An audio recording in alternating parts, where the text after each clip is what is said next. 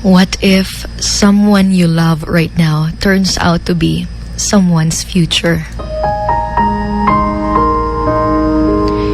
Ito yung tanong na sobrang sakit. Dahil hindi mo aakalain na sa hinaba-haba ng pagsasama niyo ay maghihiwalay lang pala kayo. Masakit dahil tila ba'y lesson lang yung role mo sa buhay niya.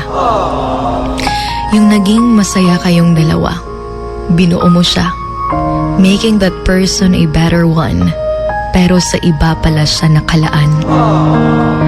May nabasa nga ako, sabi, tulad ng tula, hindi natin pwedeng ipilit ang di talaga tugma.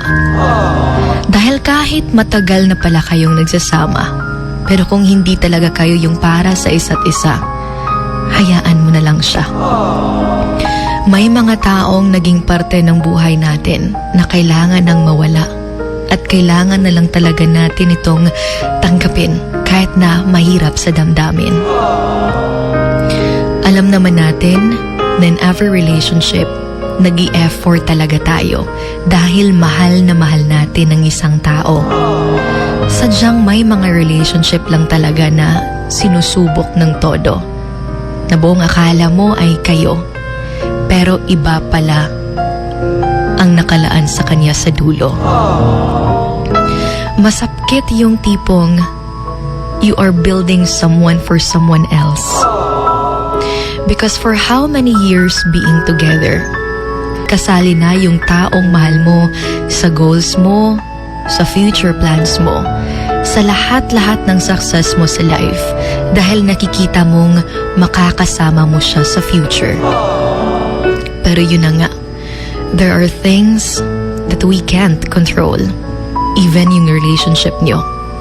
Hindi kasi tayo sure sa mga pwedeng mangyari, na baka one day, gigising ka na lang na hindi na pala ikaw.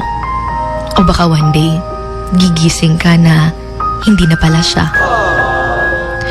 Long-lasting relationship is really a hard work. Dapat kayong dalawa talaga yung mag-work together. Because it is more than a feeling. It is a commitment na dapat mong panindigan. Dahil kahit araw-araw mo mang hawakan ang kanyang mga kamay at sabihin sa kanya araw-araw na gusto mo siyang makasama habang buhay, kung hindi talaga kayo yung dalawa yung itinadhana, hindi talaga siya ang iyong makakasama. Masakit man marinig yung salitang paalam, pero sige lang, dahil one day, you will acknowledge that pain. Na kaya pala, hindi naging kayo dahil may nakalaang better for you. And that pain makes you stronger. So thank the past for a better future.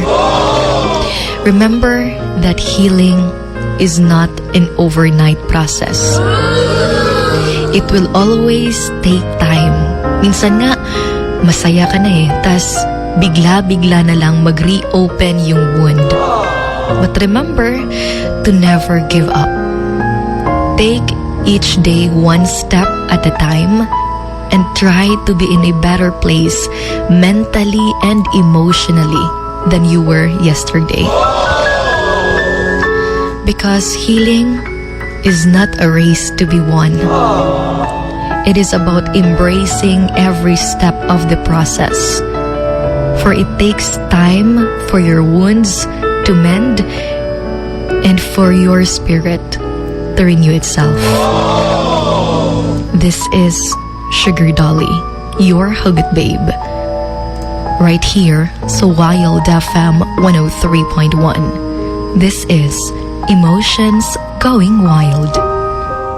Emotions Going Wild. Wild FM. Emotions Going Wild. Wild FM.